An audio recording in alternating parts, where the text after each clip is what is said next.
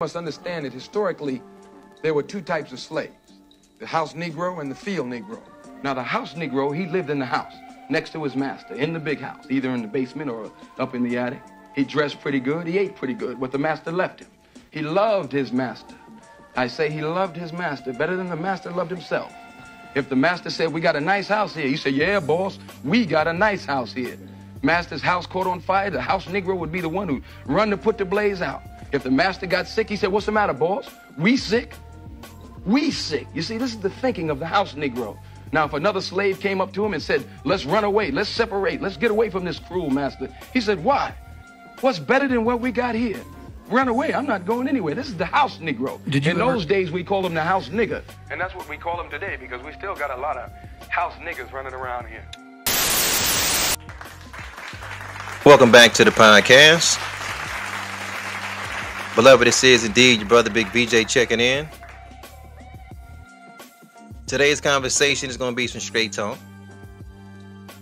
We're going to use some colorful language. This is not for the babies, right? Mr. Muhammad used to say that, peace be upon him. He used to say that our people need straight talk. You can't come to our people like this, and you can't come to our people like that. You have to come right down the middle. You have to talk to our people straight, right?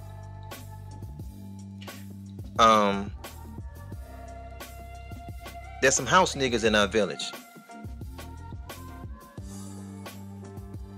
There's some house niggas in our village. And I don't care how much you try to transform yourself to an angel of light, we can see your behavior. We can see what you're doing, beloved. We're not blind. We have a thorough knowledge of self, God, and devil. And we know that anything that is built on jealousy and greed is not going to stand for nothing, right? Beloved, I'm going to submit to you that Tariq Nasheed and his foundational Black American movement, Antonio Moore, along with Yvette Carnell, and their ADOS, or American Descendant of Slavery movement, they're nothing but house niggas. That's all they are. They're nothing but anybody that try to tell you and I what massa should give to who is a house nigga. Beloved, let me say it this way. If a family is in a home, right? If a family is in a home, and that family is the home owners, right, of that home, and an intruder comes, a robber comes, a thief comes, a kidnapper comes, a rapist comes into that home, and they keep that family hostage, beat that family, whoop that family, rape that family, right? They let them folks do everything but die. They changed their status to servant, but it used to be landlord. It used to be the home owner. Or being it's a family, they're the home owners, right? But he gave that ownership class a servanthood status, and then he gave him some company. He went around the world and he dumped some people on top of the original people that was in that home. But they all was in the servanthood class. And now those many groups that he put in that melting pot, right? That he put in that pot, mixing pot, they say, up north, melting pot, they say in the south. You know what I'm saying? If a group of people rise up out of that and says, well, this master should do this for me, but this master shouldn't do this for you, and this master shouldn't do that for you, and that master shouldn't do that for you, you know what we call that person? You know what we call that group? We call them house niggas.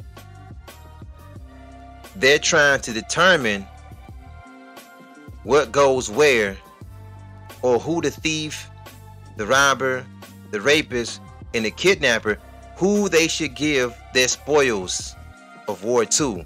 But they don't really care who they give it to, but they must be first. Now, if they put themselves first, we can say that's one thing, but they want to put themselves as first and only. Now, that's something totally different. It's all wicked. Now we talking about levels of wickedness now. Out of jealousy and greed, these folks want to be more close to the devil than anybody else is. So what else do we call these people? They're house niggas. What else do you call a people that's telling massa, this person don't qualify? That now the massa ain't saying nothing. The master is saying by his actions, is his behavior, ain't none of you niggas gonna get nothing. None of you niggas gonna get nothing. But you got house niggas, FBA house niggas, ADOS house niggas running around telling the Jamaican he ain't gonna get nothing. The brothers and sisters from Barbados, you ain't gonna get nothing. Africa, you ain't gonna get nothing. Black British man, don't you come over here, you ain't gonna get nothing. They're the house niggas trying to tell, but the master is still sitting down, not saying anything. Because he had an opportunity to give you something and he didn't, and he's not going to change his mind. It's over, beloved. He's not handing out no trinkets, no gifts, no, it's not happening. The reparations things it sounds good. It's not going to happen. So why would you divide yourself up with your own brother over something that you're not going to get? Maybe I should say it this way, right? You know they had Special Field Order number 15. It was issued by General Willie T. Sherman back in 1865. We talked about this before, right? His real name is William, but we just say it's Slick Willie, right? We're gonna say Slick Willie T. Sherman. In 1865 winter, January, this is the cracker that came out with the 40 acres and a mule thing. He was really a hustle. I'm gonna talk about how he was trying to hustle a lot of people, but he came out with the 40 acres and a mule, and what he was gonna do was this. The plan was, see, during the war, right, with the Confederate and the Union, when the Union won, what Willie T was gonna do, Slick Willie he said, okay, the Confederate land was getting confiscated anyway, and then much of it was already abandoned because the Union ain't coming with the guns on the horses, right? Okay, so he's looking at South Carolina, he's looking at Georgia, and he's looking at northern Florida to give the spots that have been confiscated and abandoned. He gonna get his to Negroes. He gonna get his to freed people, right? This is the play. Now I'm gonna stop right there and I'm gonna give you some free game. The reason why he was picking these territories is because, see, Willie was in business. He had property, he had livestock, he had it, beloved. So what he was gonna do was give this land. He's gonna let the slaves settle this land, but they ain't got shit now. They slaves. So Willie was gonna give them the livestock and the equipment and shit that they need to get it. He was gonna loan it to them. He was gonna immediately put out people with the 40 acres and a mule in debt to work the debt back out. It's important that I gotta put that on the table first. It is so because I hear so many of our people talk this 40 acres of the mule shit. I'm like, no. It's a trick. It is in his nature to do that. He's not only a deceiver, Mr. Muhammad used to say, he's a scientific deceiver, meaning He come out of laboratories with this shit. He come out of think tanks with this shit. When you start hearing think tanks and all, he's thinking of a way to trick the people out of something. And you're the people. He stay in power by tricking you. Right? Even though that was Willie T's idea, it was Andrew Jackson that rolled that shit back though. Andrew came out in the springtime, same year, 1865. He's like, nope, we're not gonna do none of that. We're not gonna even start that shit. Okay. Willie did that in January. Andrew did that in May. This is still 1865. From 1865 till now, those crackers had every opportunity to give American descendant slaves something, FBA something, and they chose not to. So why would you put that on the feet of your brothers from the Caribbeans, Central America, South America, and Africa, and Europe, right? Like they fucking up your shit. They fucking up your claim. Look, see, it's the immigrants always talking about no reparations. It's these immigrants. It's these immigrants. No, nigga. From 1865, they had an opportunity. They never did it. Nobody from the Cayman Islands got nothing to do with that. Turks and Caicos, the Virgin Islands, the Bahamas, Barbados. No fucking where. Nowhere. Why would this thief, this kidnapper, this rapist, why would the colonizer, the beast himself, this fucking knuckle dragger, one day give you money and land? You're the servant in the house, right? In the story, in the parable I was given, you're the servant in the house. Why would he one day, right, give the servants the assets to one day take over the house? No intelligent colonizer is going to do that. He's not going to do it, baby boy. He's not going to do it, baby girl. He's the devil. He's the devil. He's the boogeyman. Anything that the devil gives you, it comes with a trick. They even tell you that down at the church house. They use an invisible devil, but it's the same concept. Anything that the devil gives you, it comes with a penalty. You're going to enjoy it for a little while, and then it's a trick behind. See, the 40 acres and a mule, it was a trick. And even when crackers tell that story today, they always want to make it look like it was some benevolent white man that was going to look out. No, ain't none of them going to look out for you. None of them was going to look out for you. 40 acres and a mule. He ain't just say, hey, Negro, go out there and pick your own spot. He had some spots designated. No. Get your own spot. Carolina, Georgia, Northern Florida. Because I can loan you. See, I'm in business. I'm going to get you straight from here. You ain't going to have shit when you go on these lands. I got all the tools to give you. I got all the livestock to give you. Sign your name down here. You would have lost the land in less than 10 years. But they already eventually got you to what they wanted to get you to, and that was sharecropping. He was going to expedite the process, right?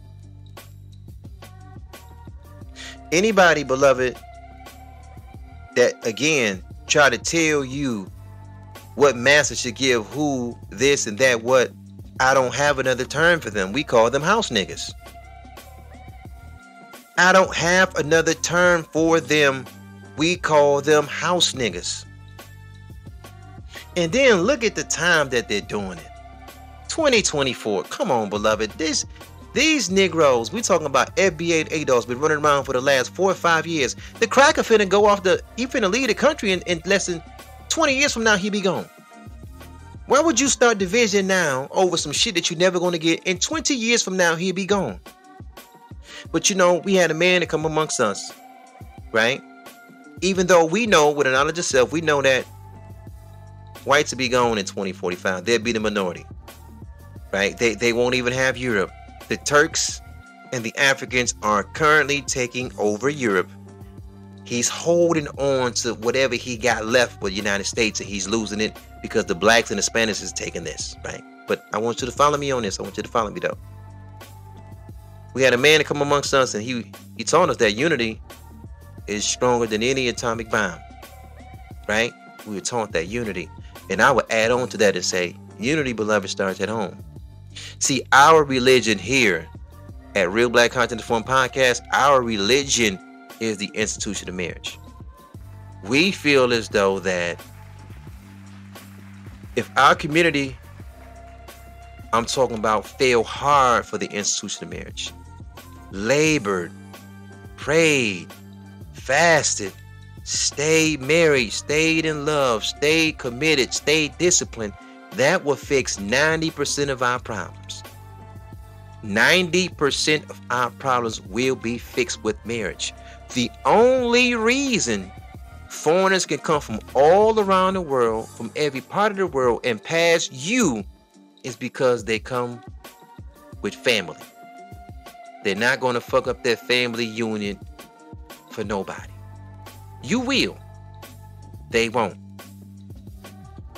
We don't need another religion, another revelation, somebody coming with a new revelation. Oh, you really this people, you really that people, or this is coming to that. No. Institution of marriage. We don't need no new government program. Reparations is a government program. You think money gonna fix niggas' problem? You think the United States government, with all the blood on the money that they got, gonna fix you and our problem? Beloved, if money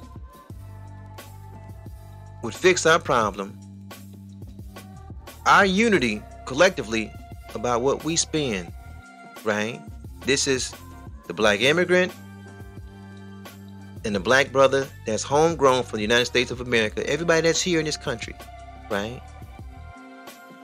We're spending $1.6 trillion, so we got the money. That's more money than some countries make. And look what we have. We have nothing. We haven't sold out to marriage. Once you get a strong household, then you have a strong block. Then you got a strong neighborhood. Now you got a strong cityhood. And now you got a strong statehood. Now you got a strong nation. What they are calling nice neighborhoods in this country is nothing more but zip codes that have a population that is 60-70% or better with married people and seniors. It's not a coincidence that the most dangerous cities in this country are cities that are filled with single parents. And then inside of the neighborhood is the projects. The projects is the hood inside of the hood, because now you get to the tune of 90% single parents, and we haven't hit the switch and said it just comes down to marriage. It doesn't come down to a government program. Reparations ain't gonna save you, beloved. He's not gonna give it fucking to you anyway. He's a kidnapper. Do you think the wolves go down once a year and put something together to help the sheep and the lamb out? You think wolves do that? You think the wolves just collectively jump up and do that? I never seen a wolf in a story, in a Hollywood movie. We damn sure ain't seen it in nature. Wolves don't have any good policies to help the sheep and the lamb. They don't have it. It doesn't exist. It's not going to exist in that world. It's not going to exist in this world. It's a kingdom. You live in you live in the United States, you live in a kingdom. You're designed to be at the bottom. It's in the design of this country that black folks be at the bottom. And you know what the key is to get off the bottom? Marriage. But you niggas ain't gonna get married. The black man in America, He's the baby mama making champion of the whole country. He thinks that he can just fuck his own women, impregnate them, don't marry them, and he gonna have some grand old peace of mind or something. He gonna have a peace of mind. You know what's fucking up the neighborhood? Single parents is fucking up the you know how the neighborhoods are filled with single parents? Niggas is dropping kids and not marrying the women. I had a brother tell me something. I had to go research that thing 4 or 5 times. I said, damn, he's right. It's not even all black men. It's like damn near 49% of black men that's impregnating all the women. I didn't think that was right. I said, it can't be right. Well, I looked at that study hard, though. I thought it was wrong. It's the Cam Newton, Boosie class, Lil Wayne class, Birdman class, Sean Kemp class, Nick Cannon class. Nope, no pun intended, right? Because we know his joint's called Cannon class. The Diddy class. The babies all over the place. No family. We not gonna get out of this. It's not gonna happen. The East Indians gonna pass us right by. The Mexicans gonna pass us right by. They believe in family. Listen, listen.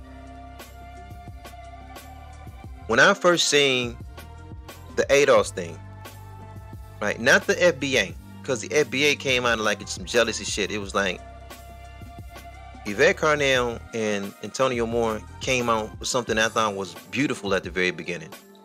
And then it got tricky with Tariq Nasheed. He's like a jealous nigga to me. It's like everybody he gets around. I always look at men weird. They have to be the biggest voice in the room. He never kind of positions himself where he's... See, I don't know what his conscious lineage is. I don't know, like, what circle did he come... Did he come from, like, Noble Drew Ali's tree? Did he come from the Black Church's lineage tree? Did he come from Mr. Muhammad's lineage tree? Like, what tree did he come from? I don't know. Like, I don't know. But what I do know is when he fell out with the ADO, he went out and he took some shit from Dr. Claude Anderson, right? Because Dr. Claude Anderson had Native Black American. He put a spin job on it. He dropped the Native, he put the foundation on it. And he can make money off that now. He makes money. He's selling merch, t-shirts. He went out and made a bullshit flag. We already know that there was a brother that made a Black American flag already in the 60s. No. He don't need that. He's trying to compete with our island brothers and our African brothers and hold up a flag. You know what I'm saying? I don't know. Maybe that's a different story for that. When I seen, though, Antonio Moore with that, I thought it was a beautiful thing.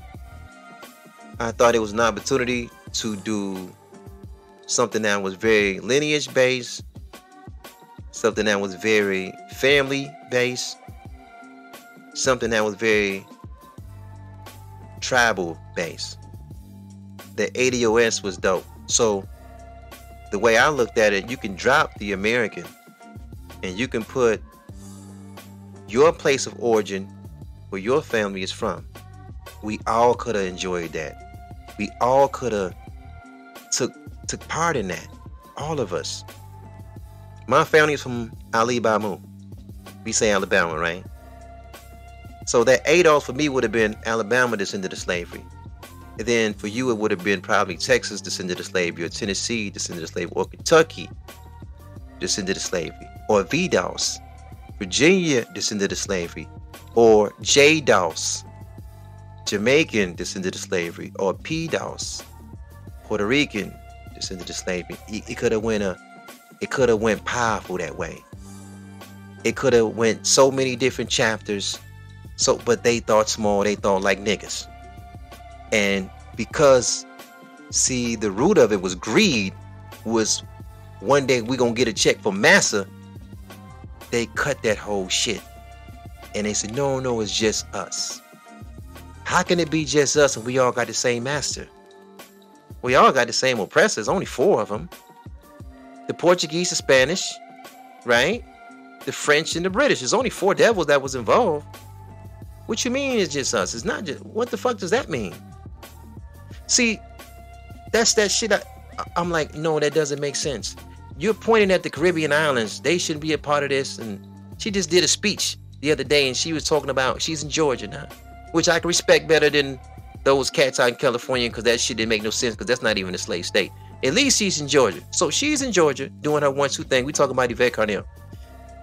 And instead of just making her case, she's so busy, because this is what house niggas kind of like do. They just run around to tell Massa, who shouldn't be, Massa, just give it to us, because it'd be like more reasonable, right? You start, because you think Massa is the ultimate businessman, and you stand in front of him and you beg for yourself. You say, well, Massa, you just got to give it to me. You ain't got to give it to the Africans. You ain't got to give it to the black Irish or the black British. You ain't got to give it to nobody in the Caribbeans. Massa, just us. You just give it to us.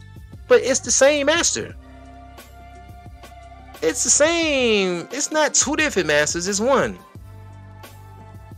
You're in Georgia. She went and did a speech in Georgia. Shorty, don't you know the British had Georgia? This is history 101. Crackers tell you this at the very beginning. They said this country started with 13 British colonies. Virginia, New York, Massachusetts, Maryland, Rhode Island, Connecticut, New Hampshire, Delaware, North Carolina, South Carolina, Jersey, Pennsylvania, and Georgia. Okay, so she did a speech in Georgia. Okay, baby girl, let me give you, this is a quick history lesson. Don't you know that the same folks, the British that own Georgia, they own the Cayman Islands too. They own the Bahamas and Barbados too. I mean, they had Guyana too. They had Honduras. I mean, they didn't give no new.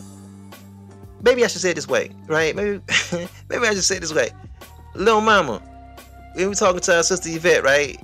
Don't you know when Barbados got their first slave code in 1661? You know, the British gave that to them, right? British didn't have no new code for South Carolina, Virginia, and Maryland. They all had the same slave code. It's not two different codes. They just on the islands. The islands is like some fancy college cracker Ivy League word, some shit like that. But Big Mama never called them islands. Big Mama called that broke off land. The islands were once part of the land, and it broke off and it went into the water. Mama said that one day, and I say this often. She say New Orleans is gonna be an island one day. That's broke off land. New Orleans is breaking off right now. So okay, so what happens? We're talking shit now. So what happens if New Orleans break off, right? If New Orleans break off and become an island, are they still FBA? Or will the shit change? Because how does that work? The French had Louisiana. The French had Haiti.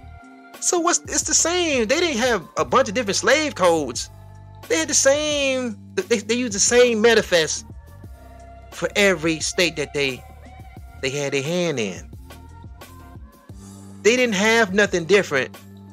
If you look at how Florida came about, right? The Spanish had Florida, but the Spanish had Costa Rica. They didn't have two different manifests to give those. They had the same. So why would we tell our people, why would somebody say we're making a reparations push? Because it could have been beautiful. It could have been ADOS. Costa Rica descended of slavery. And them in Florida, it's the same master. It's the same master. It's the Spanish. I didn't get it. But see, when you start off with greed and jealousy, and you got that spirit of a house nigga, and you trying to sell something to your master to try to lessen the numbers down, to try to increase your chance. See, everybody's watching. Everybody's watching. There's some energies that your Caribbean brothers and sisters could have tapped into to help you out.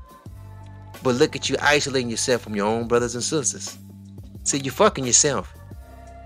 Now, I'm looking at the shit in California, pardon me, fall through. That shit in Georgia ain't gonna go nowhere either.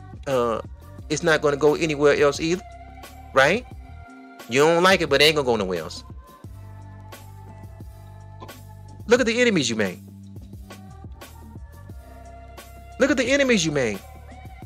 You already isolated the interracial class. All them bed wench jokes. Man, y'all should have got Tariq straight for that shit. Bed wench. Nigga. But y'all didn't get that nigga in line. He's not an organization. So you don't know what kind of leader he gonna be. You never seen what kind of servant he gonna be. But now he is in leadership. Right? This is what you get. This is what you get now. All these bed wench jokes. All the tether jokes. I was listening to a conversation with Luke and Yvette Carnell. Right? And Luke said something. I said, damn. I said, that was a good question. I don't know if the nigga was playing drunk, because I don't want to put that he drank or smoke or nothing. But he was kind of like slurring his talk a little bit. Then he had tightened up a little bit. Then he slurred a little bit. Like I was like, okay, he got some shit he got going on. But he asked Yvette, he said, sister, you went into a classroom. You went to an elementary school. Right? You went to a classroom and it's all black children there. He said, how would you know the difference about who's ADOS or who's not? He's like, how would you know? She wasn't really ready for that question. Luke was saying, man, I won't treat none of these babies no different. And I'm like, I don't treat none no different. They all are people. The answer that she gave, I didn't like it. Luke gave another question. He said, well, what is the difference between him, this is Luke talking, him, Minister Farrakhan, right, the brother minister from Chicago, and he said Kamala Harris. He said, what is the difference between us all? Immediately, beloved, I thought body of work. Because I'm like, nigga, that's pretty clear. I mean, that's, no, but that was a good question. That was actually an excellent question. Because for you to say, because Tariq came back and was like, it's the work that brother minister did. And I'm like, well, wait a minute, that's not, what if he didn't do the work? What if he didn't do the work? What if he had other views that was against quote unquote FBA? Then what? You got to tell the word in your back pocket for the brother minister? Then Tariq gave an answer. He was being deceptive. He said, oh man, really, Malcolm, his dad is from such and such, so he half FBA. I'm like, half FBA? What is so with this shit, it's gonna get thick. You when you walking in a whole bunch of bullshit, it's gonna get thick. And then he comes back and say, Minister Farrakhan belongs to a religious organization called the Nation of Islam that was founded by Elijah Muhammad, who is, he says, a foundation of Black American. I know that he know that that's not all wise, right, and exact. No, that's no. Mr. Muhammad is a student of a man that came 9,000 miles, beloved. He came to Detroit. If you need to come to the city, if you need me to take if you need me to take you to Hastings Street, I can. No, that's not, no. Mr. Muhammad brought our people a program that was brought to him by another man that's not from the States, that came 9,000 miles away, right? But he knew that. But he was trying to be deceptive and leave that out. And he was trying to validate the brother minister from Chicago by saying he's only prominent as he is because he's underneath the teaching, tutelage, and guidance from Mr. Muhammad. He really was playing a division game. If he didn't have these teachings, he wouldn't be. See, I cannot, beloved. I can't fuck with no nigga like that. I can't. We can't stand on falsehood. We got to be honest with each other and This thing that he got going on, beloved, whether you agree whatever I say or not, 10 years from now, you will see everybody who followed this FBA pipe dream, this ADOS pipe dream, they're going to be on the wrong side of history. Because we all are going to make our transition now. This fight for reparations, I mean, the wolf can the wolf can do a lot of things. The leopard can do a lot of things. The leopard can't change his, he already got the marks on him. He can't change his spots. The zebra can't change his or her stripes. The wolf can't change his or her nature. It's a wolf. They never go do nothing for the sheep or the lamb. Beloved, I'm gonna leave it there. Beloved, your brother gonna leave it right there. Right? The division, I'm not with it. No, I'm not with it. I stand with our ancestors, and they came from all over. We got riders and freedom fighters for all over. From all over, right? Julius Malema is my brother from South Africa. Thomas Sankara with Burkina Faso. Peace be upon him, he's not here. That's our brother. Kwame is our brother. Idi Amin is our brother. Pedro, freedom fighter from the Caribbean, that's our brother. Like, come on, man, I'm not finna get in no. Leo Muhammad from the Lost Foundation in Britain, that's our brother. You don't have to agree with me on no reparation shit for me to say I got the tether flag in my back and I'm finna. No, my nigga, we not doing no corny shit like that. You know, we're not gonna do no corny shit like that. Ain't no immigrant, ain't no black immigrant ever came into this country and did anything to change the devil's mind against doing something for us. No, the devil wasn't gonna do it in the very beginning. The man had from 1865 to now to do so. He's not gonna do it. He's not gonna even give your elders and toast or nothing. He's not gonna give you nothing. Don't kill this relationship with your people trying to chase this cracker's money, because I'm gonna tell you something that's very, very key. Where he goes, his money gonna go. The only reason a dollar has value is because the so-called white man, he endorses the money with a gun. The whole planet knows he's going to be the minority 20 years from now. So who's going to take up the gun and go around the world to enforce the dollar? Nobody when he's gone. Nobody when he's gone. That's why when you go to the grocery store, right? Reverend Porkchop been wrong about every single thing. But you know what he's not wrong about? That mark of the beast is coming. That beast mark is coming. And when that devil leaves, that's coming in. Peace and black power to your family. Yes. Thank you guys so much for listening. Thank you guys for hanging out. This is the Real Black Content Form Podcast. This is your brother V, man. I'm getting with you guys later. Peace, peace, beloved, and more peace.